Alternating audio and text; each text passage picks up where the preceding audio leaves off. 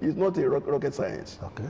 In the days of Awolowo and Co., there were farm settlements that were functioning very well. I can say that because during my own training, I partook part of my training. I did part of my training in some of these farm settlements at Odeda. Odeda was devoted fully to livestock. Odeda farm settlement. No, factory. Yes, even Odeda here. Eweje.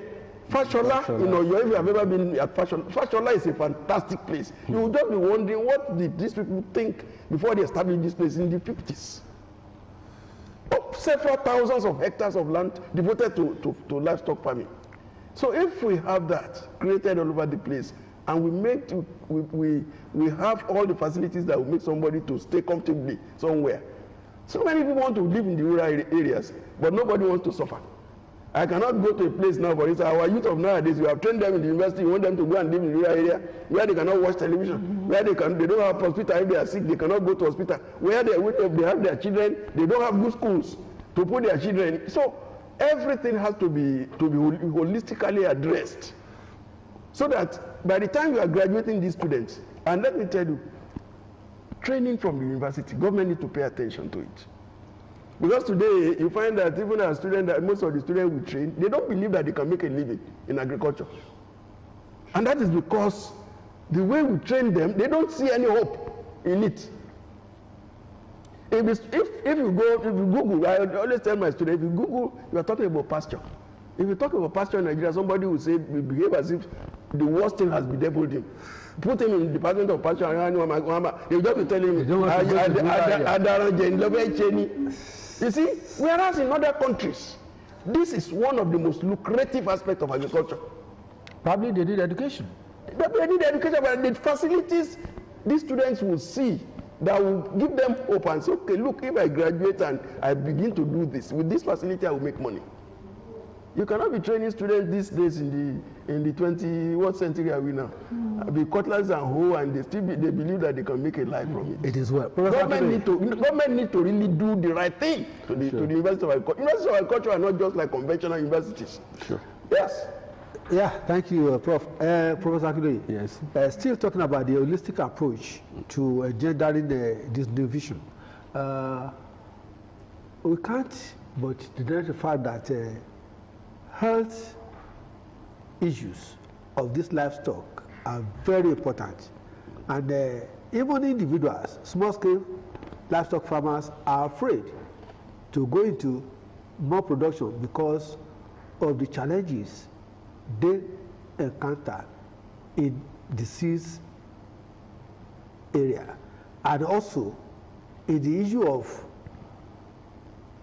feeds. So what's your solution? Is there a Nigerian or homegrown solution to all these things? Thank you very much. There is always a solution for every problem.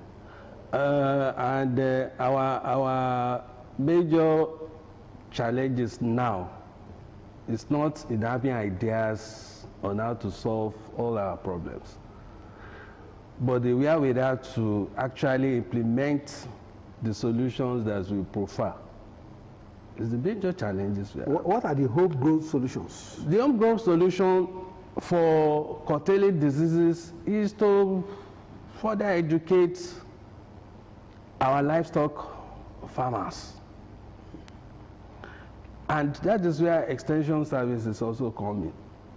Prof has rightly said that yes, all the researches, everything we do in every tower, if they are not stepped down for the farmers to have access to them, they have no use. So we need to be training our farmers continuously, especially the small livestock holders. We need to be training, the continuous training. And then with the establishment of livestock ministry of livestock management now, I'm very, very sure that this problem will be tackled headlong. And to do that, we really need to ensure that we establish a full-blown department under Ministry of Livestock to handle extension services. And once that is done, trainings will be organized, seminars will be organized, and then our people will be better educated. Because average livestock farmer are illiterate. It's what their forefather handed over to them that they still recycle up to today. What about support programs? Yes, support programs is part of it. So we also need to harness that as well. We support the farmer, and most farmers, they complain of lack of funding, that after all this training, there is no training that will be conducted. The end result of it will still be that get your farm mechanized, in order to prevent diseases. These are what you have to do. In order to handle diseased animal, these are what you have to do. Everything will boil down on funding. The veterinary hospitals. Yes, veterinary hospitals too. How connected are they to the rural setups? Yes, as at now, in all sincerity, you don't have adequate veterinary services that will go around all our livestock. I think that's a challenge for government. Yes. So we really need to work very hard on that to ensure that, yes, we have how many faculties of veterinary medicine do we have? We have 14. And altogether, they cannot produce 1,000 or 2,000 graduates. Thank you so much. So we need to really work on that. Thank you so much, Prof. Well, viewers, it is obvious that making this new vision working, there has to be a connection between federal government and all the stakeholders, farmers, herders, small scale, medium scale, experts coming together to bring up ideas and helping to increase production on this livestock farming. Experts in the area of pasture, in the area of veterinary, must come together. There must be support program to the rural people. There must be research, training, and empowerment for all these stakeholders. That is the only way that this ministry can bring about great contribution to the gross domestic product of Nigeria.